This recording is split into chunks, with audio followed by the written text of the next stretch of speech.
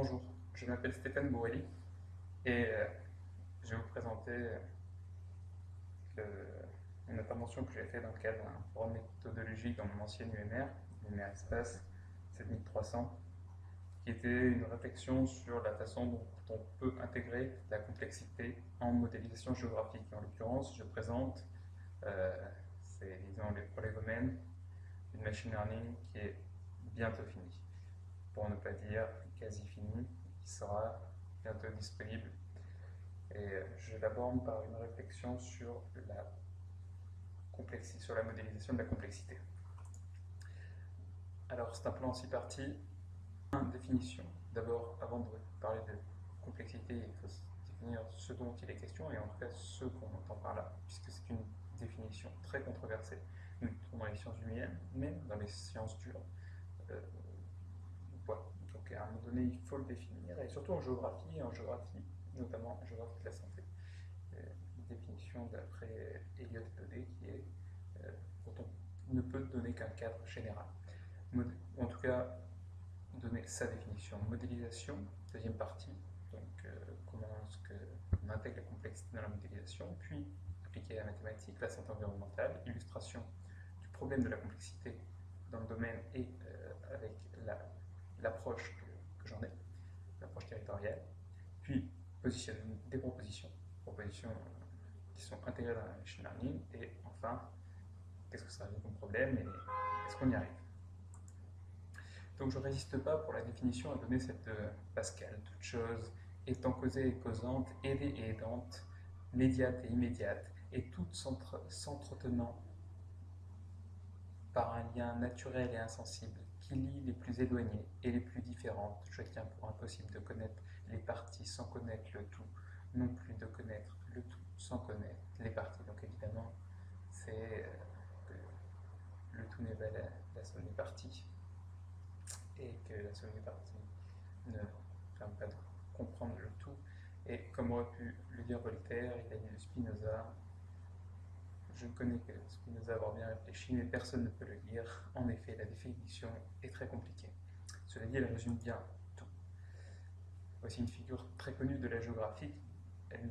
Denis Pullman nous donne une définition aussi compliquée que celle de Pascal, mais rajoute aussi le fait que dans la complexité, le géographe doit regarder le phénomène par le prisme de l'espace, ce qui complexifie encore la chose, parce que si on considère une maladie, des interactions au niveau cellulaire, etc., ce que font les médecins, on va considérer les individus, mais on ne peut pas forcément considérer le fait qu'ils vivent dans des lieux différents. Nous, en géographie, on est obligé de prendre ça en compte, c'est-à-dire qu'on va les mettre dans des unités géographiques.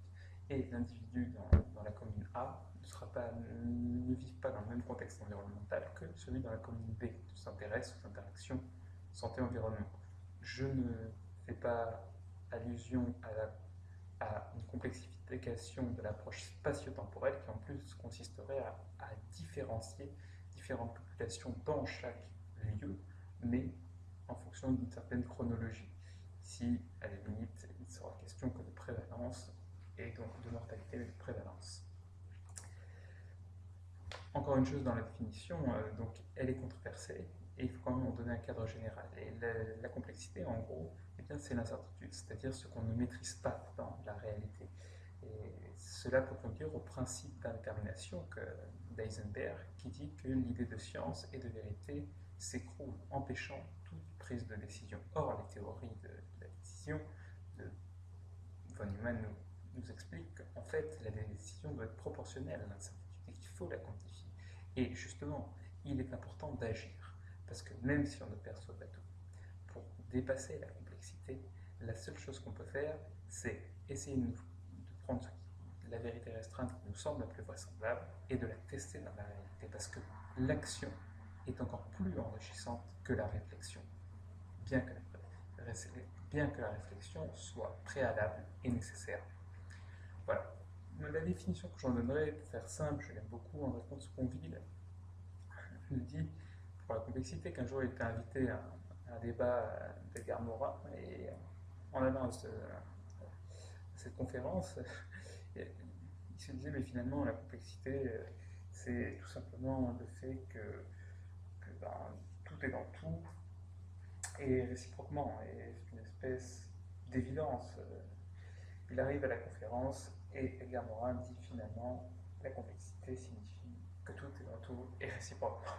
Voilà, c'est une espèce d'évidence comme que tout ne se réduit pas à la simple somme des parties et que l'effet peut rétroagir sur sa cause. Mais le défi, le challenge de la complexité, c'est finalement d'extraire de la complexité, accepter de rentrer un petit peu dedans, puis d'en extraire quelques vérités simples qui éclairent sur un phénomène, sur la compréhension d'un phénomène et quelques éléments décisifs qui permettent d'agir et de tester euh, telle possibilité pour le faire évoluer et bien sûr en bien. C'est pour ça que je dis tester. Il faut faire et voir. La seule méthode de vérification des modèles, des modélisations, c'est de les appliquer dans la vie réelle. Simplement à des échelles territoriales, ça engendre des frais importants et ça pose pour la géographie un certain nombre de problèmes qui ont été soulevés entre Bardin et Josselin dans ce débat par Giovanni Fusco, etc. Donc, en termes de modélisation, il y avait trois questions dans ce débat, j'ai essayé d'y répondre. Qu'est-ce que la complexité dans une démarche méthodologique? Bon, bah voilà, en analyse spatiale, c'est essayer d'identifier des structures, des unités géographiques, par exemple des communes qui se ressemblent, de détecter les éléments fondamentaux qui vont influencer un phénomène, par exemple la mortalité. Est-ce que le fait d'utiliser des pesticides et d'en respirer, ça a une influence sur la mortalité? Ou est-ce que la défaveur sociale, je fais exprès parce que c'est ce que je vais questionner, est-ce que la défaveur sociale, ça a une incidence sur la mortalité, sur le suicide, sur le recours aux soins? On sait que oui, mais dans quelle mesure est-ce que vraiment, quand je vais vouloir représenter ces phénomènes, eh bien, est-ce que j'ai les moyens de les représenter simplement pour proposer à des décideurs des leviers pour agir? Et est-ce que, a priori, dans mon modèle, je peux vérifier et valider surtout le comportement, le comportement de modélisation et bien sûr des processus de compréhension que j'engendre. La complexité peut-elle être modélisée? Deuxième question. Non pas. Regardez la question qu'on se pose. Euh, ça reviendrait à se dire comment aller au premier étage, l'ascenseur étant en panne, comment je peux aller au premier étage sans utiliser l'escalier? Non mais certainement pas. Comment je peux aller au premier étage grâce à l'escalier justement et pas à cause de l'escalier parce qu'il faut que je marche. Voilà. En fait, si je peux modéliser la complexité, je modélise tout. Et si je modélise tout, il ne reste plus que, il ne reste plus d'incertitude, il reste tout, c'est-à-dire le réel. Et l'idée donc d'essayer d'intégrer, c'est ça, d'intégrer la complexité, c'est pour simplifier le réel et non pas dans le but de le contrôler ni de le gérer, mais tout simplement de le percevoir plus clairement pour tenter de rentrer en contact avec lui de manière plus sûre, tout simplement. Dernière question, comment intégrer la complexité? Donc ça venait plus loin, hein, c'était, j'ai levé dans la belle, vraiment la petite phrase, donc tout concourait vers là, bien sûr, hein, je ne jette pas de pierre. Et l'idée c'est comment intégrer la complexité dans la modélisation, en assurant bien sûr, et là on reprend le point humain, une continuité entre complexité et simplicité. Paul Valéry disait, ce qui est simple est toujours faux, ce qui ne l'est pas est inutilisable. Et on va voir que en management territorial, c'est très vite l'émergence des big data, l'émergence des données à tout va, et, bien, et aussi de la multiplicité, mais de la variété des données, du volume, fait que finalement, si on veut des indicateurs, on en a trop pour prendre des décisions. Et l'idée, donc, c'est de fournir des éléments réflexifs et décisionnels, comme disait Spongebob, des plus sûrs au sens restreint du terme qui soit, mais qui est clair sur l'ensemble. Faire quelque chose de simple. Donc les défis en santé environnementale, c'est ça. Désormais, on a les big data. Donc les géographes de la santé qui travaillent à des échelles fines. Eux, ils ont le problème que à des échelles très très fines, à l'échelle des quartiers, même à l'intérieur des quartiers, les données ne sont pas disponibles. On touche la vie privée des gens, ça coûte très cher aussi, même si on les veut, c'est très compliqué. Tandis que moi, je raisonne, donc c'est la deuxième approche de la géographie de la santé, à des échelles territoriales, et là, on a une quantité pléthorique de données, et bien sûr, elles sont disponibles. Donc, que peut-on faire? Concrètement, ce qu'on fait généralement, c'est qu'on se dit, bah voilà, je vais grouper, alors j'ai fait exprès, hein, ça c'est le logiciel de référence en France, Filicarto, qui est très bien, voilà, les géographes de la santé font ça. Je jette pas la pierre, mais voilà, l'idée, bon, il groupe plusieurs variables et en fonction de ces variables, ben, vous voyez, ils montrent les communes qui se ressemblent, donc ils font une discrétisation. Donc, premièrement, là, ils ont groupé. Donc là, il y a 4 variables, mais des fois, on voit des gens qui font des CH sur 40 variables, ce qui n'a pas de sens. Ça engendre des espaces vectoriels beaucoup trop grands, au-delà de 7, 8. C'est contre-intuitif, nous disent les mathématiciens. Et en plus de ça, c'est la seule méthode de clustering, puisque c'est du clustering non supervisé. L'avantage du clustering non supervisé, c'est qu'on ne regarde pas la réponse. C'est-à-dire, je ne fais pas ça en me disant, voilà, si ça c'est la pollution, est-ce que ça influence la mortalité? Je regarderai la mortalité, je regarde les 4 variables, et je crée une classification comme ça. Non. Là, on ne regarde pas la réponse, on se dit je crée une classification qui me semble statistiquement juste.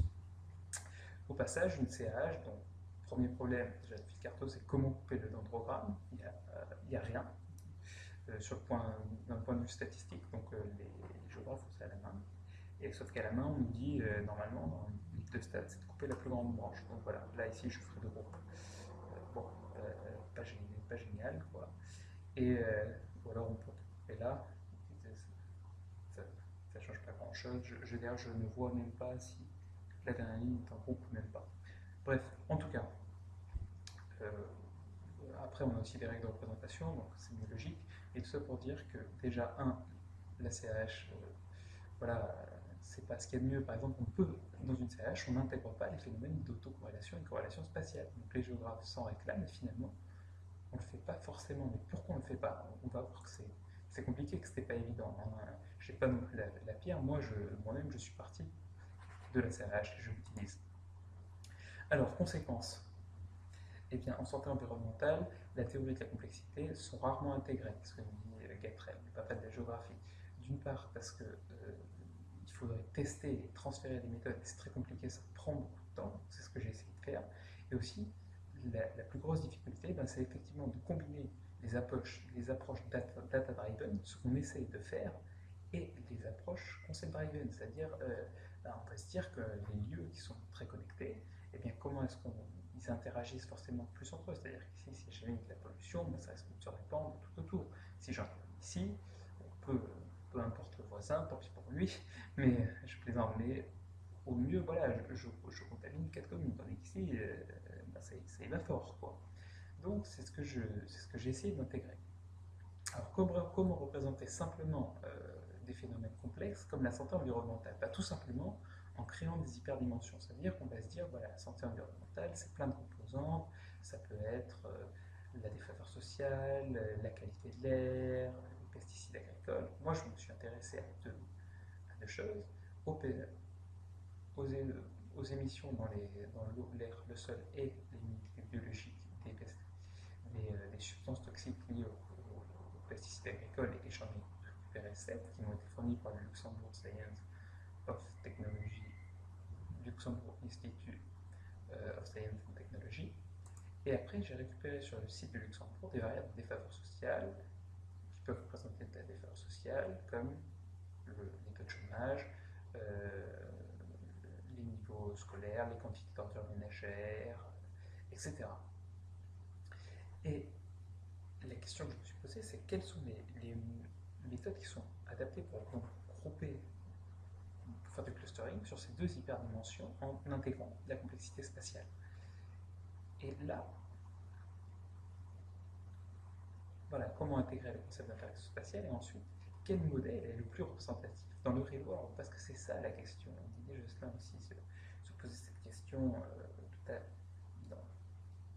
qui était dans le débat et il disait, ben, finalement, la complexité spatiale, c'est très dur à l'intégrer, donc c'est des approches assez conceptuelles, et c'est ce qui est très difficile, c'est de valider nos modèles. Et si on prend un modèle a priori, il est prédéterminé. L'idée, c'est d'en mettre plusieurs en concurrence, d'essayer d'intégrer des concepts driven, mais c'est pas évident, parce qu'on ne peut pas tout reprogrammer. Et nous ne savons pas, voilà, je ne sais pas reprogrammer l'INCH, il faut déjà que quelques outils soient disponibles. Et derrière, comment valider les modèles? Alors, sur les approches SMA, effectivement, l'idée c'est de tout prendre en compte, vraiment plonger fin fond de la complexité, vous modélisez un truc et tout de suite, c'est beaucoup de paramètres. Donc je pense que c'est l'avenir, mais que pour l'instant, très compliqué. Donc moi, c'est quand même quelque chose de beaucoup plus simple, hein. On va dire que pour représenter le même phénomène, je vais avoir un paramètre. Quand les approches STEMA en ont 7, et l'idéal, ça serait d'arriver aux approches STEMA. Mais voilà, de toute façon, les échelles territoriales, ça n'a pas lieu d'être. Mais dans le real world, ça c'est la vraie question. Alors je propose une tailor-made machine learning. À quoi ça sert? Qu'est-ce que c'est? Tout simplement, on va combiner des algorithmes qui vont venir de différents endroits. Clustering, variable selection, et spatial analysis. Et à quoi ça sert? Ben, ça sert à répondre à toutes les questions, toutes les problèmes. Et tout ce que j'ai énoncé ci-avant. Donc, premièrement, voilà, là j'ai groupé les variables de pollution dans les milieux environnementaux, hein, les substances toxiques dans les milieux environnementaux. C'est simplement une CH que j'ai fait. Le dendrogramme, il y a une technique pour le couper en abondant. J'en ai fait 4 classes. Et là, on a chaque polluant. C'est exactement le même diagramme. Je me suis inspiré complètement de ce que j'ai appris en géographie. Et là, vous voyez, là, les expositions qui sont majeures ici, eh bien, elles sont assez fortes pour l'exposition majeure. Les communes les plus exposées sont en rouge, elles sont très fortes. Elles sont très fortes pour ce polluant-là, qui est le 1, 2, 3, 4, 5, 6e. Elles sont assez fortes quand même pour celui-là. Elles sont très fortes pour le 7e, pas beaucoup pour le 5e. Voilà. C'est comme ça que ça se lit. Donc évidemment, là, les expositions sont faibles, hein, c'est souvent très faible par rapport à tout le reste, on va dire. C'est un graphe qui se lit par rapport. Mais du coup, c'est simple. On passe de cette carte à une seule, et à côté, on sait sur quelle variable il faut agir. Voilà.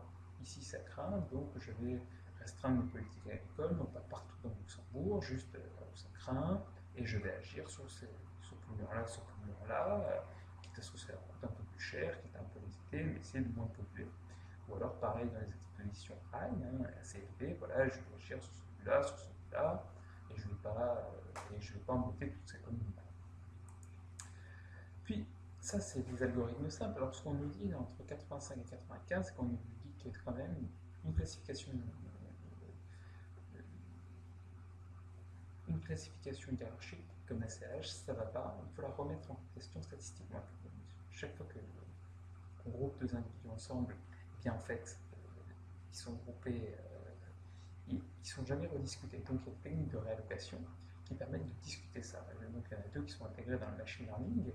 C'est la première va tout rediscuter les dépendances à l'ordre des variables, et l'autre n'est pas aux valeurs extrêmes, et l'autre peut-être un peu moins aux valeurs extrêmes, mais l'ordre des variables reste plus difficile. C'est une technique plus moderne. Là, on est en 95 quoi, déjà, et aussi, gardons en tête que j'ai 3 cartes ici. Puis après, les géographes, en matière de comme Ehrlichman nous disent que voilà, il faut aussi essayer d'envisager ce qui n'est pas observable. Alors, depuis Ehrlichman, on sait qu'on peut prendre en compte des schémas de continuité spatiale. Là, ce n'est pas des schémas par réseau, hein. Là, c'est vraiment de la continuité des communes qui se touchent ou pas, mais ça se représente comme ça. Et évidemment, donc, plus la toile est importante et plus la commune est connectée, si c'est une connectivité d'ordre 1. Et ça, je l'ai intégré, mais ça porte sur, ces pondérations portent sur les observations. Donc je transforme les observations, j'essaie d'envisager ce qui ne s'observe pas. Et c'est pas évident, ça a été très discuté, mais jusqu'en 2005, c'était le top, et pas forcément. Et rares sont les clusterings qui déjà intègrent cette dimension. Mais en 2005-2015, on se dit que faire porter le poids sur les données, ça n'a pas forcément du sens, et on essaie justement désormais de les faire porter sur les hypothèses du modèle. Et là, les poids de connectivité ne portent plus sur les données. J'utilise les données intrinsèques qui ont été présentées précédemment, mais par contre, chaque individu a des poids différents. Et la complexité, ben voilà, la complexité c'est ça, c'est que là, que pour la dimension tox, sans compter la déploiement sociale, j'avais cette variable et je me retrouve avec 9 clusterings. Parce qu'à chaque fois, j'ai 3 clusterings pour chaque proposition. Et la vraie question, c'est comment choisir la bonne représentation pour réguler les activités agricoles sans impacter exagérément les autres dimensions de la santé environnementale. Pensez bien que si on agit sur toutes les communes de la même façon, et sur tous les pesticides, qu'on n'utilise plus que des choses, paraît-il, hyper vieux, et bien dans ce cas-là, eh bien, on donnera moins d'argent aux chômeurs, on va moins aider les gens qui en ont besoin, on va créer moins d'emplois, on va dépenser un peu plus dans l'agriculture. Et la question aussi, c'est est-ce que ça a vraiment du sens de dépenser autant d'argent dans l'agriculture? Parce que peut-être que ça n'explique pas du tout la mortalité, peut-être que la défaveur sociale est encore plus importante, et peut-être qu'il y a d'autres dimensions qu'il faudra investiguer. Jusqu'en 2015, le seul moyen de sélectionner le bon clustering, eh ben, c'était des critères statistiques. Alors, il y en a de plus ou moins compliqués, vous voyez, N-scale et autres, mais la statistique n'est pas le real world. Et la question désormais, c'est l'intégration de la complexité. A-t-elle vraiment un intérêt? Parce que là, je peux sélectionner statistiquement, mais est-ce que ça a vraiment un intérêt? Bien là, il faut un tout petit peu complexifier pour simplifier. Mais regardez, je me suis dit, est-ce que c'est capable d'expliquer la mortalité? Alors, j'ai pris un très récent algorithme de sélection de variables pour savoir quels étaient les clusterings qui sont capables, dans la dimension TOX, d'expliquer la mortalité. Et il n'y en a que deux. Et dans la dimension des faveurs sociales, j'ai fait exactement la même chose. Derrière ça, ce sont des modèles explicatifs. Ils ne permettent pas, disons qu'ils ne sont pas adaptés à la prédiction. On fait beaucoup de randomisation pour voir ce que ça peut expliquer. Il n'y en a que deux qui sont capables. Et la question, c'est est-ce que ce sont ceux qui intègrent la complexité? La réponse, c'est oui. C'est ceux qui les intègrent. Et sur les hypothèses du modèle ou sur les données. Ça, c'est sur les données. Sur les hypothèses, il n'y en a qu'un seul qui permet d'expliquer ça. On fait la même chose avec la défaveur sociale. On récupère le plus explicatif, s'il est vraiment explicatif, sachant qu'en bleu, c'est juste discutable. Tout le reste, c'est à balayer, ça ne sert à rien. Ce ne sont pas les bonnes représentations. Comparé à lorsque je regarde désormais la variable. Mais pour faire les clustering, je n'ai jamais supervisé la classification. Je ne regarde que l'interprétant que j'ai déjà les réponses. Et quel est le pourcentage de variance exprime quand je prends TOX et DEF, les hyperdimensions? Il est vraiment, vraiment séduisant. Et très franchement, la suite est au prochain épisode. Et pour répondre à la question ITES, est-ce que la complexité, est-ce que le fait de se noyer dans la complexité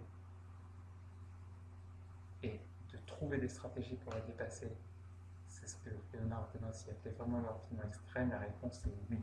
Il faut avoir l'audace de le faire, il faut avoir de la chance. Et j'aimerais vérifier ça sur d'autres phénomènes, dans d'autres lignes et à d'autres moments. Je vous remercie, la suite au prochain.